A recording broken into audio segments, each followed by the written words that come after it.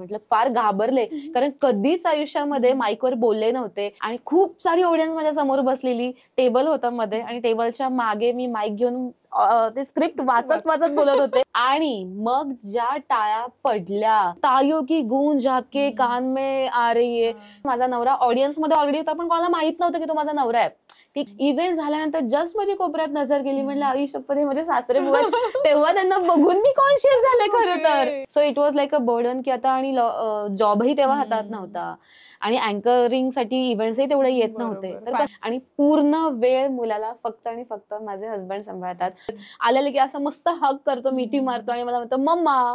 तर तो जो वर्ड आहे ना मम्मा, की तो इतका रिलीफ, म्हणजे कितीही तास जरी तुम्ही उभं राहून काम केलं ना, तो एक शब्द mamma and my stress is gone, असं छान वाटतं. आपण ज्या कलाकाराला पडद्यावरती बघितलेलं असतं तेव्हा इतक्या जवळून आपण त्या कलाकाराला बघतोय. It was like a shivering moment. आणि असं वाटतं की येस, अब तो मैं इस नाव में बैठी हूँ और मुझे बस झूमना है. बेसिकली एंटरटेनमेंट पार्ट जिथे जिथे येतो ना, ते सगळं काही मी खूप छान करू शकते. अहो तुम्ही किती वेगळा असता माईक वरती. मी म्हटलं हो, हा ऍक्च्युली जुडवा, तुमच्या अंगात काहीतरी वेगळंच निर्माण होऊन जातं. तर मी अवेलेबल नाहीये म्हणून माझ्या क्लायंट्सनी माझ्यासाठी डेट बदललेत, हे मी अनुभवलं यावर्षी. जागोजागी पोस्टर, सेलिब्रिटी अँकर ओंकारेश्वरी येणार आहे होम मिनिस्टरचा इव्हेंट घ्यायला. I was like oh my God. अरे वा, तू आरजे आहेस का, तू रेडिओ मध्ये काम करतेस का. म्हटलं मी आरजे तर नाही की फक्त माईकवर आलो आणि आपण बडबड बडबड केली. This is not anchoring. No matter what is the circumstances, 100% event successful होणार म्हणजे होणार.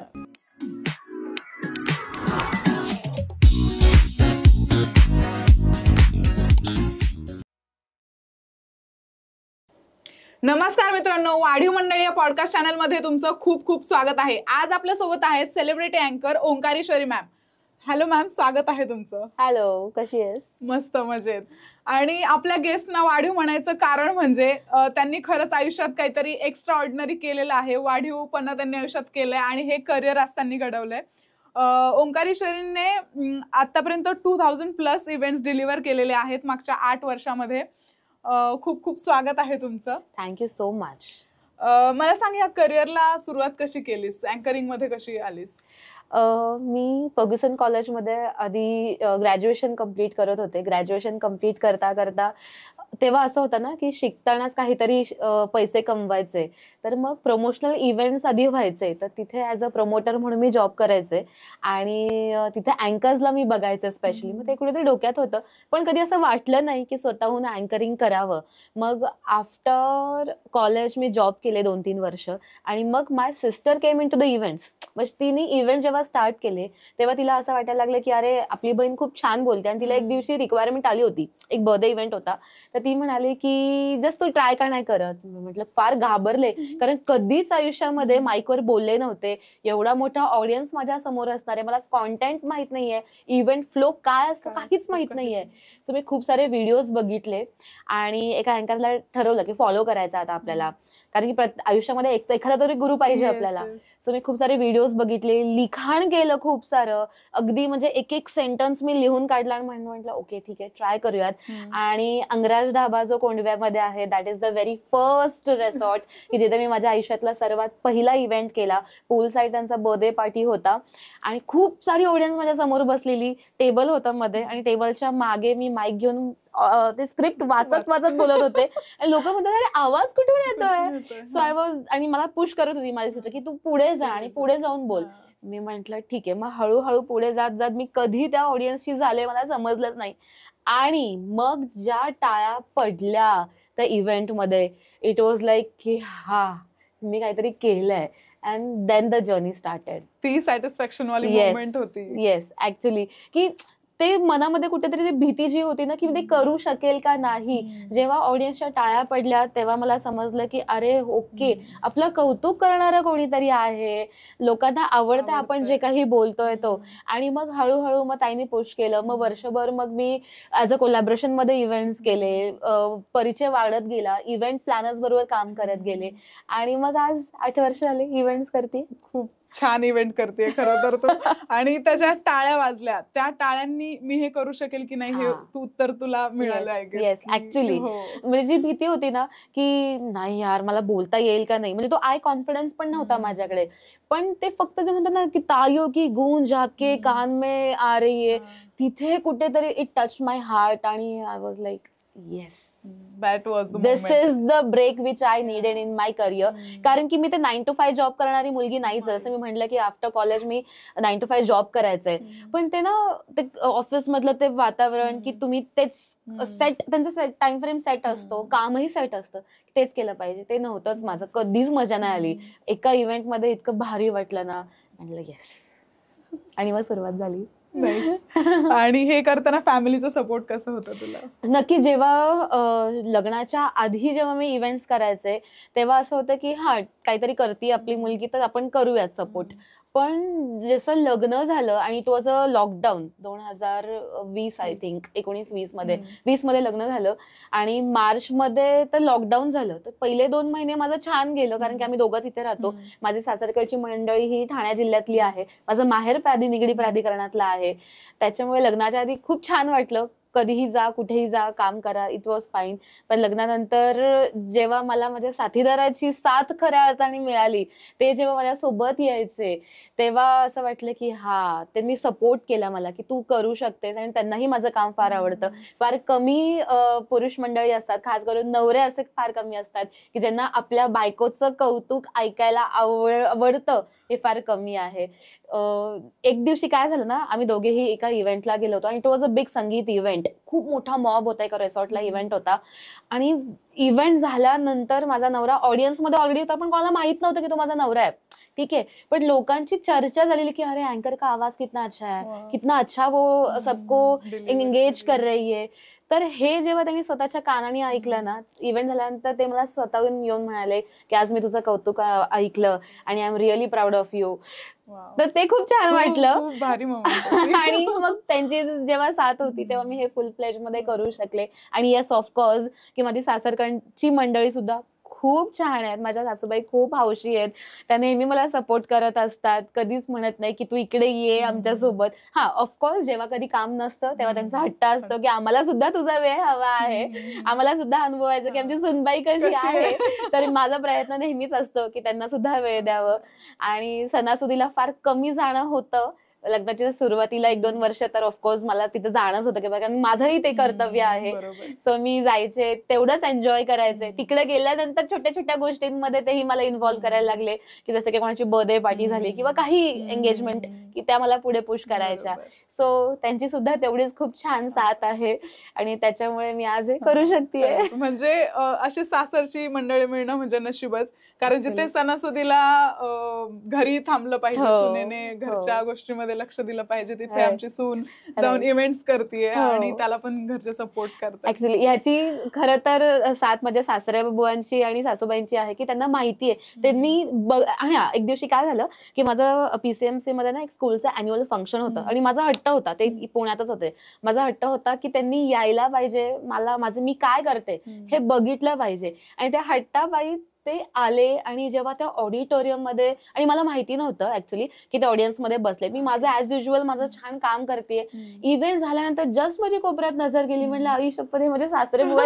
तेव्हा त्यांना बघून मी कॉन्शियस झाले खरं तर, पण पूर्ण इव्हेंट मध्ये नाही. आणि ऑडिटोरियमच्या बाहेर गेल्यानंतर जी सासरे बुवांची माझ्या पाठीवरती ताप पडली की सुनबाई तू खूप छान करतेस, आणि त्यांनी मग नंतर मला कधीच नाही अडवलं खरं तर. मग आजही मला म्हणत नाही की तू आलीच पाहिजे सणाला, नाही, तू तुझं पहिले काम कर आणि मग तू इथे आलीस तरी चालेल. सो त्याच्यामुळे ही सगळी एनर्जी तिकडून येते आहे, बाकी काहीच नाही. So I am really thankful to my all the family member जे माझ्या सोबत येतात. खरं तर माझ्या जे सक्सेसचं सिक्रेट आहे हे माझी सगळी क्लोज फॅमिली मेंबर्स आहेत. खूपच छान. एवढा सपोर्ट मिळणं म्हणजे नशिबाची साथ म्हणावी लागेल, नशिबाची फॅमिली मेंबर्सची. पण एक बाळ झाल्यानंतर आपलं आयुष्य बदलतं, राईट? मग कसं हँडल केलंस? राईट. आता लॉकडाऊन मध्येच खरं तर म्हणजे जानेवारीमध्ये माझं लग्न झालं आणि मार्चमध्ये लॉकडाऊन लागलं आणि इमिजिएट मग मी कन्सीव्ह पण केलं. So that was a good period for me, की ते 2 वर्ष जे कोरोनामध्ये गेले तर तिथं हलका फुलका इव्हेंट्स असायचे. तर मला खरं तर टेन्शन आलं होतं, की आपल्यावरती खूप साऱ्या जबाबदारी आहेत, कारण की पुण्यामध्ये आम्ही आमची स्वतःची प्रॉपर्टी पण केली होती.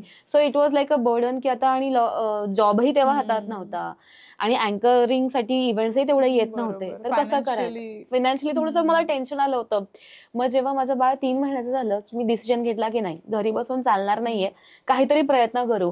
मग मी नवऱ्याशी बोलले. मग ते म्हणले की ठीक आहे, तुला योग्य वाटतंय ना, so you can step ahead. म्हणून मी हळूहळू सुरुवात केली. पहिले जे घराच्या जवळ होते, जिथे बाळाला मी फक्त जवळपास 2-3 तास सोडून जाऊ शकेल, अशी मी सुरुवात केली. आणि आज तो 4 वर्षाचा झालाय. आज तो मला अजिबातही त्रास देत नाही, किंवा त्याला फक्त सांगितलं की मम्मी इव्हेंटला चाललीये, ओके मम्मा, काही हरकत नाही. इतका गोड बोलतो तो, आणि त्याच्याकडूनही मला तेवढंच सपोर्ट मिळतं. आणि कुठेतरी लांब जर आम्हाला जायचं असेल तर आम्ही कधी कधी त्याला सोबतही घेऊन जातो, जिथे आमचे स्टेज असतात आउट स्टेशनला, आणि त्यावेळेस माझा नवरा माझ्या सोबत असतो. आणि पूर्ण वेळ मुलाला फक्त आणि फक्त माझे हसबंड सांभाळतात. अजिबात एकही मिनिटं माझ्या जवळ येत नाही आणि मला त्रास देत नाही, किंवा असं जाणवून देत नाही की माझ्या आजोबा माझा पोरगा आहे आणि मला त्याच्याकडे लक्ष द्यायचं. कधीच असं होत नाही. So I am really thankful to my नवरोबा.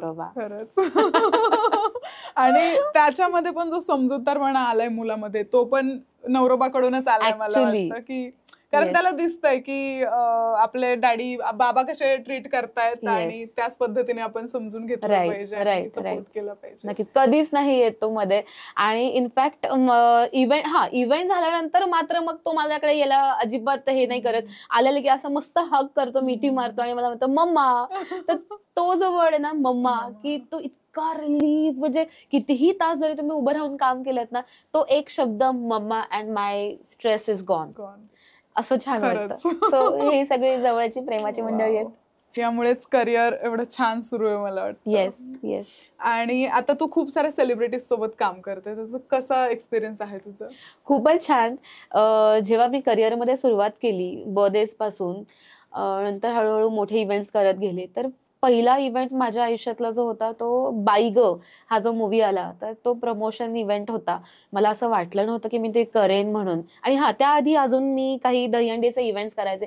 तिथे जेव्हा सेलिब्रिटीज यायचे आयुष्यात, असतं ना की आपण ज्या कलाकाराला पडद्यावरती बघितलेलं असतं, तेव्हा इतक्या जवळून आपण त्या कलाकाराला बघतोय. It was like a shivering moment. पण sharing a stage with the celebrity, it was like okay. आणि नंतर मग माझ्या समोर असा पडदा गेला आणि नाही, तू पण तीच आहेस, तू सुद्धा ती सेलिब्रिटी आहेस, you have to feel the moment. आणि तेव्हा ते माझ्या डोक्यात गेलं की yes, I am not a ordinary, आणि मला सेलिब्रिटी सारखंच स्वतःला ट्रीट करायचंय. तेव्हा जाऊन मला समजणार आहे की ते त्यांचं आयुष्य कसं आहे. आणि मग तिथून सुरुवात झाली हळूहळू दहीहंडी, नंतर मूवीचे प्रमोशन सुरू झाले.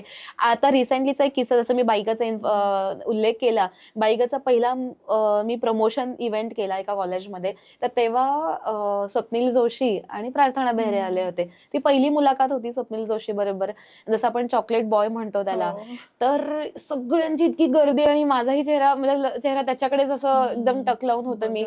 आणि नंतर सेकंड इव्हेंट मी त्यांचाच ट्रेलर लॉन्च केला बाईगाचा. मी पोडियमला होते स्टेजवरती आणि ती पूर्ण कलाकार मंडळी खाली होती. स्टेजवरनं जेव्हा ते खाली गेले, स्वप्नील जोशी प्रार्थना बेहरेला म्हणाले, तू ओळखला का ग तिला, ती आपल्या प्रमोशनल इव्हेंटला होती. आणि ते मला तिथून समजलं की त्यांनी ते पॉइंट आउट केलं की ही तीच आहे. सो अजून इतकं छान वाटलं की कलाकार आपल्याला ओळखतायत. तर that was a really good feeling for me. एक रेकग्निशन होतं खूप चांगलं की, आणि ते हे म्हणू शकतो की परतावा मिळाला त्या गोष्टीचा कोणीतरी. राईट. आणि मग ते तो अपसुक असते ना, ती कॉन्फिडन्स लेवल जी आहे ना ती येते मनामध्ये. आणि असं वाटतं की येस, अब तो मैं इस नाव में बैठी हूँ और मुझे बस झुकना है. त्यानंतरची सुरुवात झाली बाई ग, त्यानंतर डंका हरिनामाचा, त्याच्यानंतर मुक्काम पोस्ट बोंबिलवाडी जी आता येणार आहे, त्याच्यानंतर 1, 2, 3, 4 असे बरेच मूवीचं प्रमोशन आणि ट्रेलर लॉन्च, सॉन्ग लॉन्च आपण केलेलं आहे. आणि आता काहीच वाटत नाही कलाकारांसोबत जाताना, खूप मस्त वाटतं. आपण स्वतः पण एक सेलिब्रिटी असल्याचा फील तिथे आहे, त्यामुळे त्यांच्यासोबत स्टेज शेअर करायला बघायला हो मिळतंय. हो काहीतरी तर नक्कीच असेल. Right right. आता हे सेलिब्रिटी इव्हेंट सोडून अजून कोणकोणते इव्हेंट्स तू करतेस? सोशल्स मध्ये आपण starting from the birthdays, naming ceremony, त्याच्यानंतर वेडिंग, संगीत, मेहंदी, हल्दी, किटी पार्टीज असतात, होम मिनिस्टरचे इव्हेंट्स असतात, नवरात्रीचे असतात, त्याच्यानंतर दांडियाचे इव्हेंट्स, दहीहंडीचे इव्हेंट्स, असे सगळे आपण करतो. या व्यतिरिक्त आपण पॉलिटिकल इव्हेंट्स पण करतो. आपण कुठल्याही कमिटीला सपोर्ट नाही करत, बट आपण Anchoring, as a anchoring, service. Right, ती सर्व्हिस आपण प्रोव्हाइड करतो. प्लस आपण सगळ्या टाईपचे कॉर्पोरेट इव्हेंट्स, म्हणजे काय की कॉन्फरन्सेस झाले, brand launch, product launch, team building activities is my niche, ज्याच्यामध्ये सी बेसिकली एंटरटेनमेंट पार्ट जिथे जिथे येतो ना, ते सगळं काही मी खूप छान करू शकते, because this is my passion आणि मला गप्पा राहायला नाही आवडत. एवढं सगळं कसं करतेस? ते म्हटलं ना की ते डोक्यात फिट आहे आता, की ओंकारेश्वरी फक्त बोलण्यासाठीच आहे. म्हणजे माईक हातात आला की येस, आता माझ्या I will rock the आतमध्ये stage. या तो येतो ना, रॉकिंगनेस येतो, अपसुकच ती ना पर्सनॅलिटी चेंजेस होऊन जाते. मेकअप निकल गया तर आय एम लाईक, मला बोलायचं नाही आता, I want to be silent, हे असं असतं. पण जशी संध्याकाळ होते किंवा इव्हेंटचा टाइम येतो, मेकअप चढताय, ड्रेस चढताय, it is like she is something different. It happens, अपसुकच होतं. मी जेव्हा जॉब करायचे ना, तर तिथेच मी ऍक्च्युली इव्हेंट्सही करायचे, तर दिवसभर मी वेगळ्या टायर मध्ये असायचे. आणि एक दिवशी काय झालं, त्या लोकांनी मला फर्स्ट टाइम लाईव्ह बघितलं, माझ्या हातात माईक आणि सगळं काही. तर इव्हेंट झाल्यानंतर जेव्हा मी दुसऱ्या दिवशी ऑफिसला गेले, मॅडम तुम्हाला काल काय झालं होतं? म्हटलं काय झालं होतं? अहो तुम्ही किती वेगळा असता माईक वरती. मी म्हटलं हो, जुडवा. हा ऍक्च्युली जुडवा, तुमच्या अंगात काहीतरी वेगळंच निर्माण होऊन जातं, तुमचा आवाज, तुमच्या बोलायची टोन. मी म्हटलं ती खरी मी आहे, हा ती मी खरी मी आहे. म्हटले ओके. आणि तिथून मग अजून थोडस प्रसिद्धी मिळत गेली, एकाचे 2 लोक वाढत गेली. आणि आता असे क्लायंट्स आहेत ना की we want Omkareshwari, otherwise we don't want to do event. मी असंही आता यावर्षी अनुभवलंय, जेव्हा नवरात्रीचे सीझन्स होते आणि होम मिनिस्टरचे कार्यक्रम घ्यायचे होते, तर यावेळेस माझे 10 दिवसांपैकी ऑलमोस्ट 7-8 दिवस म्हणजे फिक्स्ड होते, झालेले, पण मध्ये 1-2 दिवस रिकामे होते. तर मी अवेलेबल नाहीये म्हणून माझ्या क्लायंट्सनी माझ्यासाठी डेट बदललेत, हे मी अनुभवलं यावर्षी. याच्यापेक्षा जास्त मला अजून काय हवंय खरंच? त्यावेळेला की नाही, मी म्हटलं तुम्हाला, मी माझे फ्रेंड्स आहेत त्यांना सजेस्ट करते, नाही ओंकारेश्वरीच पाहिजे. ओके. आणि जेव्हा मी त्या इव्हेंटला गेले, जस्ट मी त्या एरियामध्ये शिरले, जागोजागी पोस्टर, सेलिब्रिटी अँकर ओंकारेश्वरी येणार आहे होम मिनिस्टरचा इव्हेंट घ्यायला. I was like oh my God. म्हणजे मला इतके दिवस असं वाटत होतं की नाही यार, मी ओके अँकरच आहे, पण जेव्हा लोक तुम्हाला ती ट्रीटमेंट देतात ना, फर्स्ट क्लासची ट्रीटमेंट, इट इज लाईक स्वतः सेलिब्रिटी झाल्याची फिलिंग आणि मिळाली. जेव्हा तुम्हाला ते स्वागत करतात, तुम्हाला एस्कॉर्ट करायला लोक येतात ना, मॅम तुम्ही या, आणि मग ते ट्रीटमेंट असते, कसं वाटतंय मॅम, आणि सुपर्ब, सगळ्या गोष्टी हातामध्ये, बाईक घ्या, हे घ्या, ते घ्या. वाव, रिअली अजून काय red carpet feeling for me. खरंच गाजवलंय म्हणजे ऍक्च्युली गाजवलंय. आणि इतकंच नाही, तर जेव्हा मी कालचाच इव्हेंट, की मी मागच्या वर्षी एका क्लायंटचा बर्थडे इव्हेंट केला होता पुण्यामध्ये, आणि त्यांनी मला मॉर्निंगला जस्ट एक मेसेज टाकला, ओंकारेश्वरी आप हो. मी त्या क्लायंटचं बघितलं, म्हटलं ओके इनका किया है. मग त्यांना म्हटलं येस सर मैं अवेलेबल हूँ, तो आप ही को आना है. तिथं गेल्यानंतर त्यांच्या सगळ्या फॅमिलीने इतकं छान मला वेलकम केलं ना. It is really hosting for a client second time is a family. ते तुम्ही काम म्हणून करूच शकत नाही, कारण अगोदरच एवढं छान डिलिव्हर केलंय तो इव्हेंट की नेक्स्ट टाइम त्यांना तुम्हीच हवे. राईट. याच्या व्यतिरिक्त मी स्कूलचे अॅन्युअल फंक्शन्सही करते. आता गेले 5 वर्ष झाले माझ्याकडे, मी मागच्या वर्षी 13 अॅन्युअल फंक्शन्स होस्ट केलेत या सीझन मध्ये, ऑक्टोबर पासून मार्च पर्यंत. आणि हे क्लायंट सातत्याने 4-5 वर्ष आले माझ्यासोबत काम करतायत. आता या वर्षी मी एकच फक्त कॅम्ब्रिजचं ऍड टाकली होती की अॅन्युअल फंक्शन करतेय, त्या दिवशी माझे 2 अॅन्युअल फंक्शन बुक झाले. आपली डेट पहिले बुक करा, नंतर बघू. त्याचं व्हेन्यू फायनल नाहीये, पण माझी डेट पहिले बुक करा मॅम. हे कुठेतरी प्रेम आहे, हे कुठेतरी बॉन्डिंग येतं. आणि really thank you to all my dear loved ones around. Thank you so much. खरंच गाजवलंयस यार. छान वाटतं. मला सांग, अशी निगेटिव्हिटी कशी हँडल करतेस? म्हणजे जेव्हा निगेटिव्ह लोक आजूबाजूला येतात किंवा काहीतरी निगेटिव्ह कमेंट्स आपल्याबद्दल ऐकू येतात, स्टील तुला स्टेजवर जाऊन बोलायचंय, स्टील तुला तो इव्हेंट गाजवायचा आहे, रूल करायचे त्या इव्हेंटला, कसं हँडल करते? होतं असं बऱ्याच वेळेला होतं की आता इव्हेंटला निघायचं आणि घरी काहीतरी वाद होतात किंवा इव्हेंटला पोचल्यानंतर तिकडे आजूबाजूचे लोक काहीतरी बोलतात किंवा एखादा व्हॉट्सअपला मेसेज जस्ट एक कमेंट येते. होतं तसं. पण माझा फोकस खूप क्लिअर आहे. डोक्यामध्ये एकच गोष्ट आहे की मला माझा इव्हेंट हा फर्स्ट क्लास करायचा आहे, कारण की जी ऑडियन्स माझ्या समोर असणार आहे तिथूनच मला दुसरा इव्हेंट मिळणार आहे. आणि इथे काही होऊ दे ना, दिस इज सेकंडरी पार्ट. ऑडियन्सच्या समोर तू काय डिलिव्हर करतेस, this matters a lot for me and that is my passion. त्याच्यामुळे मी एक गोष्ट ठरवली आहे की नाही, दॅट इज बॅक बिचिंग आणि that gives you the support. You know, जेवढं पण लोक तुम्हाला बॅक बिचिंग करतात की नाही काही असू दे, तुम्हाला माहिती आहे ना तुम्ही किती प्युअर आहात, just go on and deliver. हे आणि मी म्हंटल ना की जेव्हा माझ्या हातात माईक येतं ना, मी सगळं विसरून जाते, खरंच सगळं विसरून जाते. इतकी पॉवर आहे ना त्या माईक मध्ये, त्या स्टेज मध्ये. अफलातून. खरंच नाही आपण स्टेजवर पाया पडत जाण्या अगोदर. ऍक्च्युली खरंच. तर मला सांग, तुझ्या पॅशनला कसं जपतेस तू? पॅशनला असं जपते ना की सकाळी उठले की माईक दिला तर ओके यू कॅन गो, पण घरातलं काम करायला सांगितलं नाही, कंटाळा येतो. इट इज लाईक की नाही.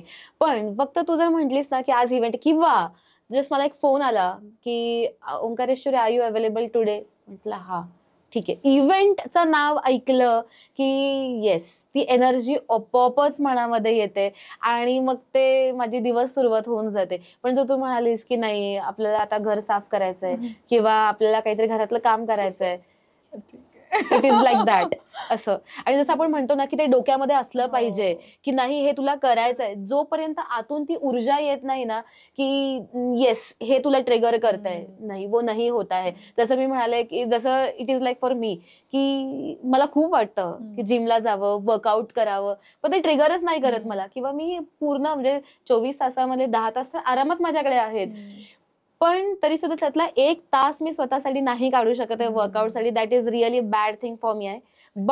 पण जेव्हा इव्हेंट सलग मी 10 तास सुद्धा करू शकते, दॅट इज द एनर्जी. खूप छान वाटतं. कारण की मी या क्षेत्रामध्ये जेव्हा आले तर तशीच मंडळी मला आजूबाजूला भेटत गेले. इव्हेंट प्लॅनर्स म्हणा किंवा ते क्लायंट्स मला तसे भेटत गेले. अप्रिसिएशन जे म्हणतो ना आपण की म्हणजे असं विचारही केलेला नसतो. इव्हेंट झाल्यानंतर जेव्हा रात्री आपण घरी येतो, सकाळी जेव्हा आपण फर्स्ट टाइम मोबाईल हातात बघतो, मेसेज बघतो अप्रिसिएशनचा, इट इज लाईक वाव.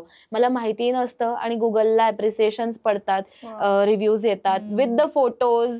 तर इतकं छान वाटतं ना. Again that is the motivation की मला मिळतं की नाही ओंकारेश्वरी खूप छान आहे. आणि हा एक दिवशी काय झालं ना की मी एक रेसॉर्टला इव्हेंट करत होते, वेडिंगचा इव्हेंट होता. मी स्टेजवर होते, खूप पब्लिक होती आणि त्या ऑडियन्स मध्ये माझा नवरा तिथे उभा होता आणि कोणालाच माहित नाही की ही इज माय हजबंड. तर त्यांची चर्चा झालेली की अँकरचा आवाज किती छान आहे, ती किती सुंदर एंगेज करते सगळ्यांना, आणि त्यांचं झालेलं. तर इव्हेंट झाल्यानंतर जेव्हा नवरा माझ्याकडे आला आणि ते मला म्हणाले की बायको लोक काय छान बोलतायत ग तुझ्याबद्दल, आणि हे नवऱ्याच्या तोंडून ऐकणं is really a big thing for a wife, you know. आणि खूप छान वाटतं. ऍक्च्युली फार कमी नवरे असे असतात की आपल्या बायकोचं कौतुक करतात, त्यातला एक नवरा माझा आहे.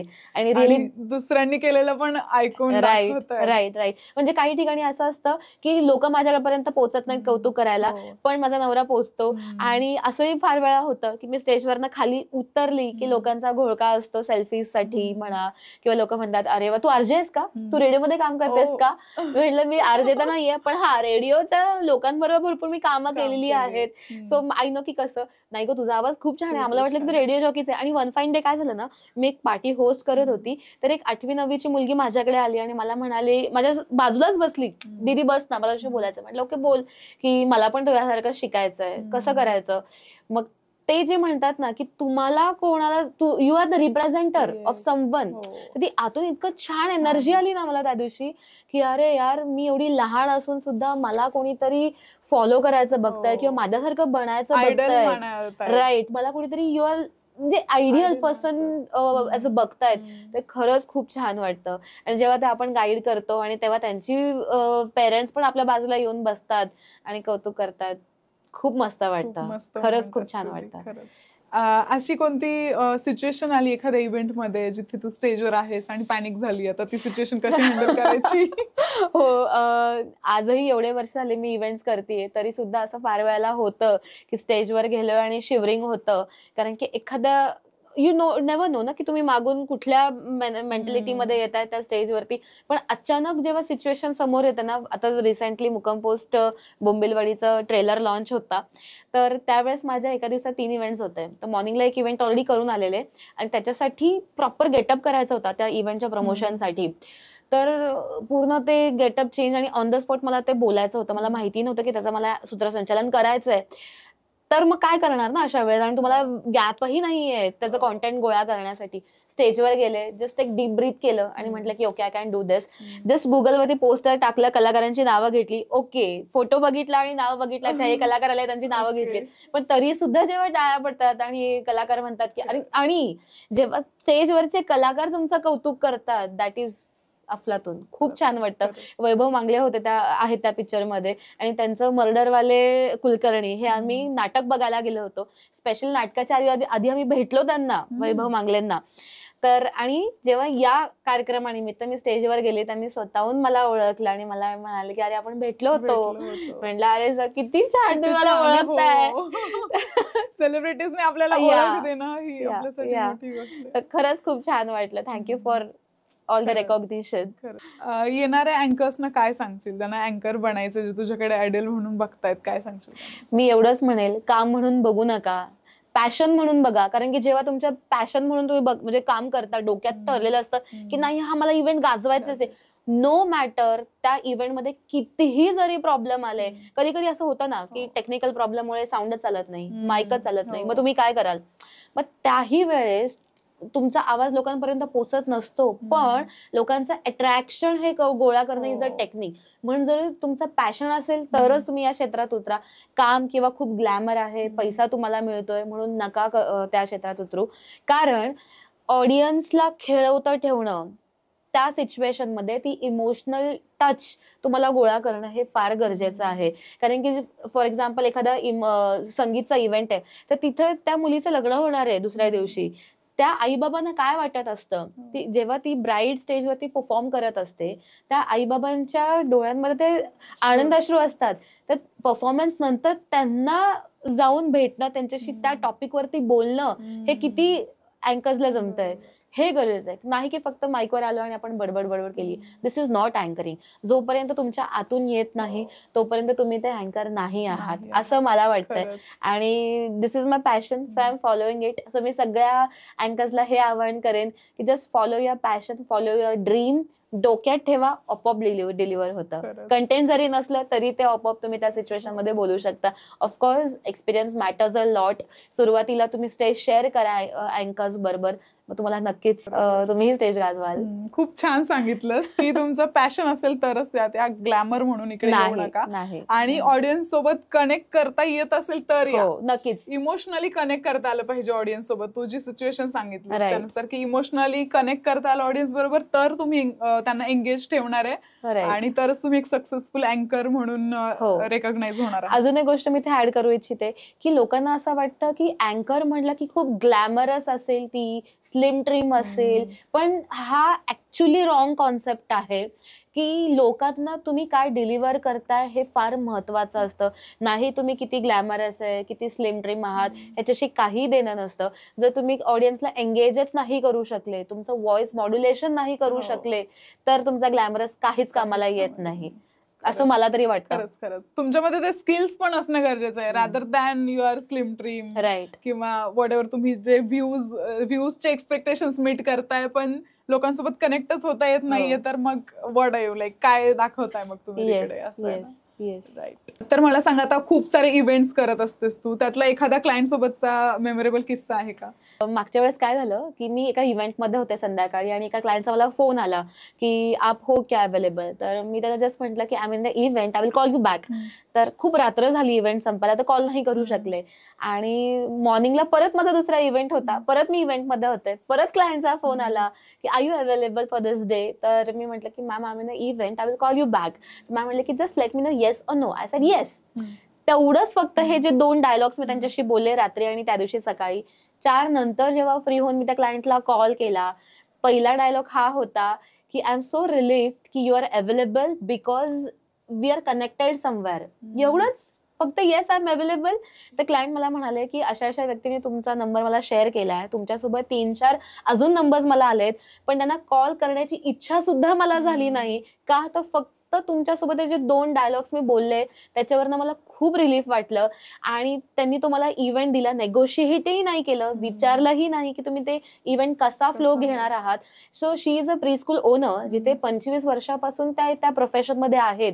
सो त्या फक्त एवढंच म्हटलं की मलाही कुठेतरी एक्सपिरियन्स येतो लोकांसोबत बोलल्यानंतर. The way you started your pitch, जशी तू बोलत होतीस त्याच्यावरनच मला ते असं जाणवलं की आपलं कुठले तरी कनेक्शन आहे आणि म्हणून मला तो तुझ्याबरोबर इव्हेंट करायचा वाटतोय. त्या दिवशी जेव्हा मी इव्हेंटला गेले, the way she greeted me as a daughter, it was like wow. पूर्ण इव्हेंट झाला तरी सुद्धा 1% मला असं वाटलं नाही की मी माझ्या क्लायंटसाठी तो इव्हेंट होस्ट करतेय. पूर्ण फॅमिलीने खूप छान अप्रिसिएशन दिलं मला. आणि मस्त, म्हणजे हे असे काही छोटे छोटे मोमेंट्स असतात की लोक म्हणतात की नाही यार ये कुछ तो है, कुछ तो बात है. तर हे सगळ्या गोष्टी मला मोटिवेट करत राहतात आणि खरंच खूप छान वाटतं. त्यांना ती तुमची पॉझिटिव्ह एनर्जी जाणवली. जस्ट 2 वर्ड्स 2 सेंटेन्स आणि त्याच्यातच ती पॉझिटिव्ह एनर्जी, ते कनेक्शन त्यांना जाणवलं की मला दुसऱ्या अँकर्सना कॉन्टॅक्टही नाही करायचा, मलाही यांनाच बुक करायचं. इव्हन म्हणजे एखादा इव्हेंट त्यांनी एक्सपिरियन्स नाही केला, स्टील त्यांना वाटलं. हो, ऍक्च्युली त्यांनी बघितलं नाहीये. रिसेंटली असंही झालं की मी एक संगीतचा इव्हेंट पुण्यामध्ये होस्ट करत होते. तर ते NRI क्लायंट आहे, त्यांचं फक्त फोनवरती बोलणं झालं. ती क्लायंट 1 आठवडा आधी पुण्यात आलीये, मी त्यांना भेटलेही नाही, पण त्यांच्या फ्रेंडची पण एन्क्वायरी होती. तर ह्यांचा इव्हेंट व्हायच्या आधी त्यांनी मला सजेस्ट केलं त्यांच्या फ्रेंडला की she is a best, you just hire her. म्हणजे त्यांनी माझं कामही नाही बघितलंय, फक्त फोनचा कन्व्हर्सेशन. आणि हे किती छान आहे की you are been recommended for big platform events. So मला असं छान, सगळी पॉझिटिव्ह एनर्जी कुठून आणतेस? ही आपल्या माझ्या बाजूची जी छान छान मंडळी आहे, जे मला नेहमी असं छान पुश करतात की yes Omkareshwari you are the best. आणि माझ्या डोक्यात एक फिट आहे, no matter what is the circumstances, 100% event successful होणार म्हणजे होणार. हे माझी टॅगलाईनच आहे, 100% सक्सेसफुल इव्हेंट. काही येऊ दे, क्लायंट इव्हेंट झाल्यानंतर म्हणणारच Omkareshwar you have done the best. हे वर्ड असतातच. और क्या चाहिए बस. आणि बऱ्याच वेळेला असंही होतं, क्लायंट्स म्हणतात की आमचं तेवढं बजेट नाहीये. तर मी असं म्हणेल की बजेटच फक्त सगळं नसतं, मानधनच सगळं नसतं. तुम्ही लोकांमध्ये किती अपिअरन्स दाखवता, लोक तुम्हाला किती अप्रिशिएट करतात, तुम्ही किती लोकांपर्यंत पोहोचताय, हे फार इम्पॉर्टंट आहे. सो माणसं गोळा करत राहणं आणि ते टिकवत राहणं हे खूप गरजेचं आहे.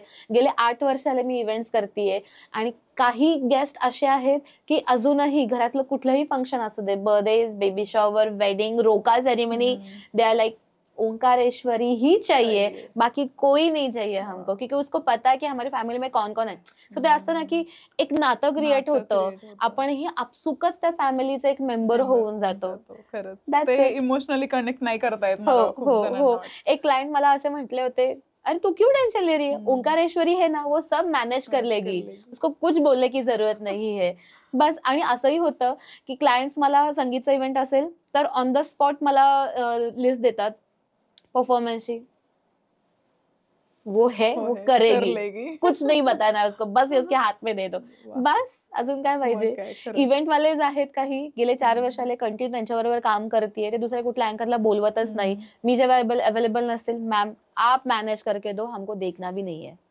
तर हा विश्वास आहे की. आणि कसं असतं की एखाद्या वेळेस जेव्हा आपण एखाद्या पर्सन बरोबर कनेक्ट होतो तेव्हा तो विश्वास, ते बॉन्डिंग टिकवणं फार गरजेचं आहे. त्याच्यातनंच तुमचे रेफरन्सेस क्रिएट होत असतात. आणि आज मला खूप छान वाटतं की मी कुठलेही स्पॉन्सर ऍड नाही करत, फक्त माउथ पब्लिसिटीवरती आणि सोशल मीडियावरती जे काही पोस्ट टाकते रेफरन्सेस, त्याच्यावर माझे इव्हेंट चालू आहे. एक अँकर म्हणून तू खरंच सक्सेसफुल आहेस, कारण तुझे ऑलमोस्ट 100% जे तुझे क्लायंट्स येतात ते रेफरन्स मधून येत आहेत. आणि हीच त्या कामाची पोच पावते की तू दिलेला प्रत्येक इव्हेंट 100% सक्सेसफुल दिलायस. हो. आणि असंही होतं ना की आता इतकं कॉम्पिटिशन वाढलेलं आहे मार्केटमध्ये, असं होतं की यार 5 स्टार हॉटेलमध्ये ते काम करतात आणि मला लोकलीच काम करायला लागतंय. तर असं नाहीये. सी, तेही काम करतायत, तुम्हीही काम करतायत, डेस्टिनेशनला नाही जातायत. जसं मगाशी मी उल्लेख केला की बिईंग अ मदर ऑफकोर्स काही लिमिटेशन्स येतातच, कारण की family also matters a lot. जेव्हा एखादं मूल लहान असतं तेव्हाच तुम्ही त्याला टाइम देणं गरजेचं आहे. जेव्हा मुलं मोठं होतात तेव्हा फुलपाखरू सारखे उडून जातात, मग तेव्हा तुम्ही कितीही त्यांना आवळून धरायचा किंवा वेळ द्यायचा म्हणला तर ते होत नाही. तर being a mother, being a daughter in law, being a sister, ह्या सगळ्या चॅलेंजेस फेस करत करत करत तुम्हाला तुमचं करिअरही मॅनेज करायचं आहे, तर त्या आनंद मिळतोच, कारण की सपोर्ट आहे सगळीकडे. सपोर्टमुळेच पुढे जातो मला वाटतं. राईट. कसं वाटतंय एक पडद्यामागे घाबरून उभं राहून बोलणारी ओंकारेश्वरी, ते आज एक सेलिब्रिटी अँकर, कसं वाटतंय? खूप छान. म्हणजे मला आजही लोक म्हणतात की आप कैसे प्रिपेयर करते हो ये सब, आप कुछ करते हो क्या, आपकी कोई स्क्रिप्ट है क्या, मुझे भेजो ना. म्हणलं नाही, स्क्रिप्ट नाही आहे, सब इधर है.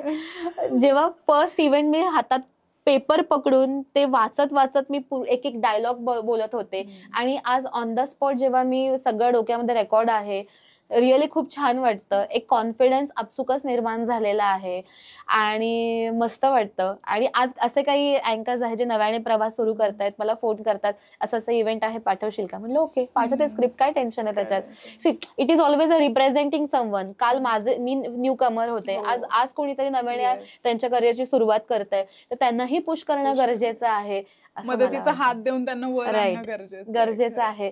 सो हे एक छोटासा प्रवास माझाही सुरू आहे.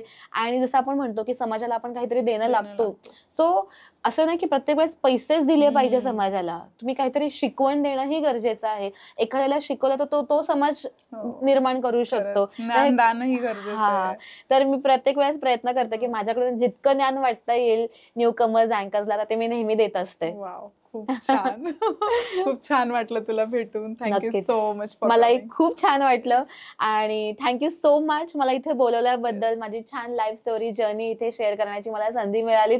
So Pratiksha, really really thank you so much. To you too. Thank you.